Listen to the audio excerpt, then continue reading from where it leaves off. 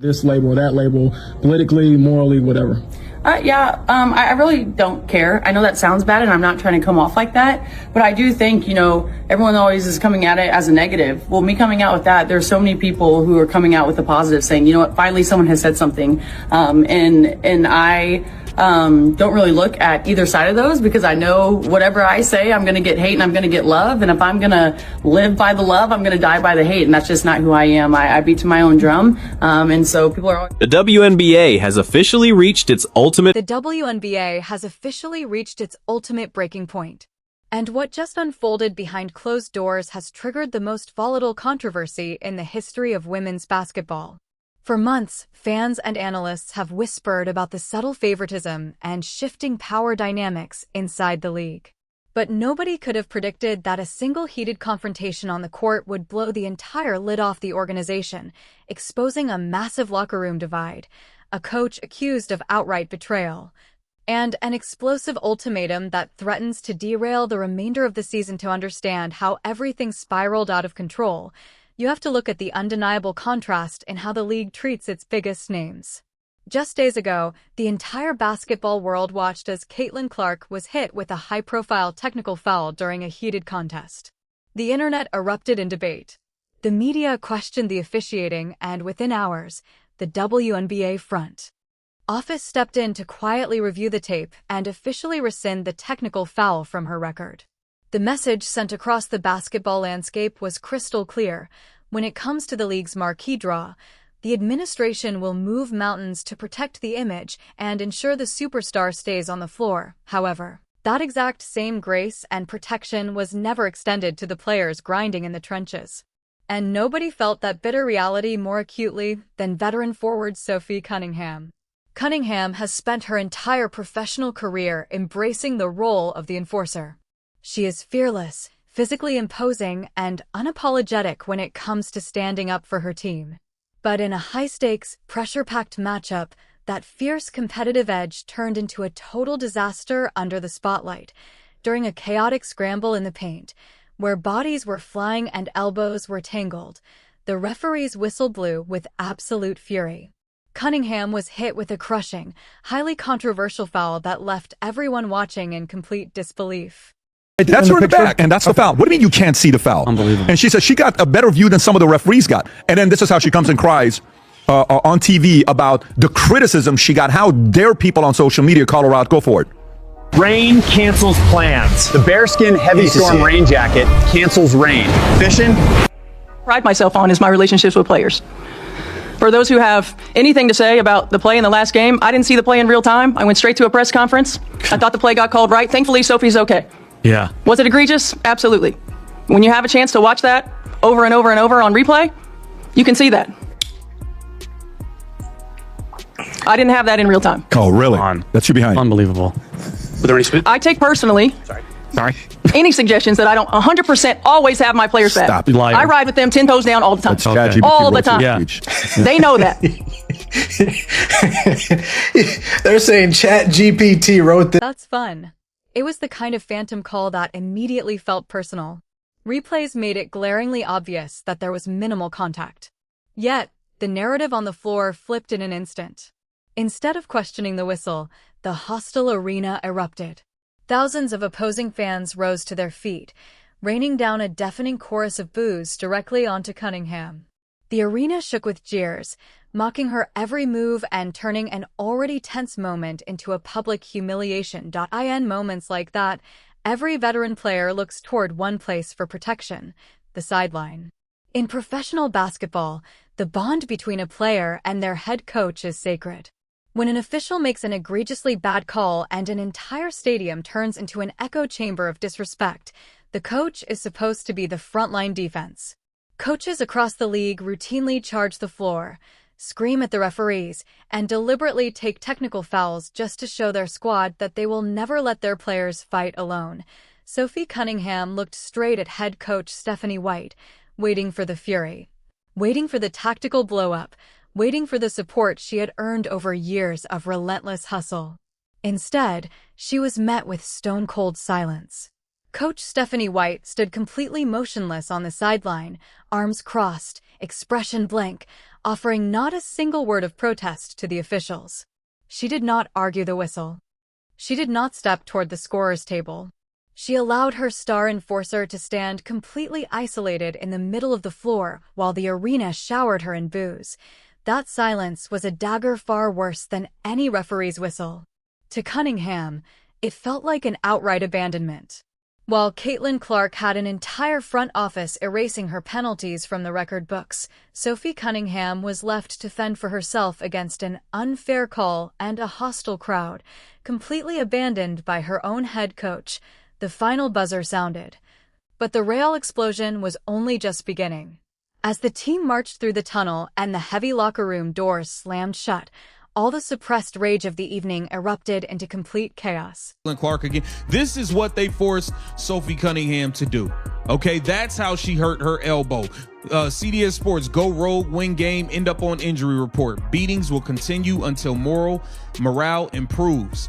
This is ridiculous, guys. This is ridiculous. Everybody knows this is clearly punishment for Sophie Cunningham. Chloe Peterson was the first to report on it. She said Sophie Cunningham is questionable with a right elbow injury for tomorrow's game. She participated in the portion of practice open to the media this morning. Okay. And everybody knows every comment is that this is punishment. Look here, Sophie being put in timeout for speaking what's on her mind. Okay, punishment for inbound passing to Caitlin Clark instead of Kelsey Mitchell. Stephanie White needs to go. Okay, did it happen on the drawn up play at the end? This organization is like the mafia. So everyone knows, it's clear as day that this is punishment for Sophie Cunningham. It's very, very, very obvious that this is punishment for Sophie Cunningham. The organization is a straight up clown show at this point. And then not only that, they have not addressed the smear campaign. They've gone out of their way to address any and everything else. They refuse to address the smear campaign led by Dan Dockich, who has been adamant about he's getting this information from the inside. Not only have witnesses inside the building reported that Cunningham went completely off. The frustration of enduring an obvious double standard, combined with the bitter sting of public disrespect, pushed her past her absolute limit. She confronted Coach White face-to-face in front of the entire roster, demanding answers for the blatant lack of leadership. Cunningham called out the hypocrisy with unfiltered aggression. She slammed the desk and openly questioned why the coaching staff preached family, loyalty, and a battlefield mentality during practice, only to fold into complete silence the moment real pressure arrived on national television. She voiced what half the locker room had been thinking in secret. Why are certain players shielded from every mistake, while the rest of the roster gets thrown to the wolves on live television? Coach Stephanie White reportedly attempted to de-escalate the room, urging the players to keep their composure and stick to the broader game plan rather than letting individual calls rattle their focus. She insisted that staying calm was a strategic decision to avoid giving the officials further leverage over the game. However, to a furious locker room, those explanations sounded like hollow excuses. The trust that holds a team together during a grueling season was shattered into pieces. Cunningham refused to accept the diplomatic answers. To her, composure in that moment wasn't strategy, it was cowardice. The fallout did not stop behind closed locker room doors. News of the confrontation leaked like wildfire, sending shock waves across sports media. Prominent commentators immediately jumped on the story, dissecting the rift between player and coach. Analysts pointed out that once a coach loses the respect of their locker room leaders, the season is effectively on life support. Grace will win. Grace. Humility will win. Okay, Grace and is about to kindness show up. will win. Kindness. Here comes kindness. I stand by them. I will always stand by them. Amen. Everybody else can go to hell. Oh, kindness. Wait a minute. So, you know what? We need kindness. Folks, I'm telling you, Stephanie White has turned into more of a meme than we ever could have expected. Everybody that likes to do the twitching and she's turned into more of a meme than any of us could have ever imagined off of that press conference alone. Stephanie White, I appreciate you giving us something to laugh at. I really appreciate it. Man, Grace. They go high, you go, Grace. yeah. Sounds like a wholesome Christian. That goes, hey, by the way, go to hell, and then you leave. Walking, talking contradiction. Tom ran a poll, and the poll was, do you view this as a sincere statement by Stephanie White, the coach? Yeah. Vote one of them. Just pick one of them. 77.4% said no, 100% forced take. 75% forced take, 25% forced fake. And then you got, yes, it's real, 4.3% Tom. Your thoughts when you hear a coach like this who got called out by media by trying to BS and allegedly trying to protect her player, Sophie, who got a flagrant 2. All the referees agreed that was a flagrant 2. The girl got kicked out, and then she says white privilege, and now she's coming out realizing she was wrong, and she reacts this way. Your thoughts? Keep in mind, none of them have yet to address the white privilege comments. None of these people, whether it's ESPN, whether it's Metheny, none of them have ever addressed the white privilege tweet. They've all dodged it, and all of the phone hold sideways crew, the Indiana Fever media, the Chloe Petersons, the Hanks, the Tony Easts, James Boyd, none of those 4 stooges have asked them about the white privilege comment since that took place. You hate to see it. I believe somebody asked them in the post-game following directly, but since then, they have not been asked about it. But again, maybe they didn't see it post-game. Yeah. I've seen a lot of apologies, and you've seen apologies, Pat. We've been part of businesses where a CEO had to apologize to a board, to their employees. I don't need a piece of paper in front of me that I keep glancing down at and to be performative with my emotion. I come in and I can make an apology. I know what I'm apologizing for. No one has to write it for me.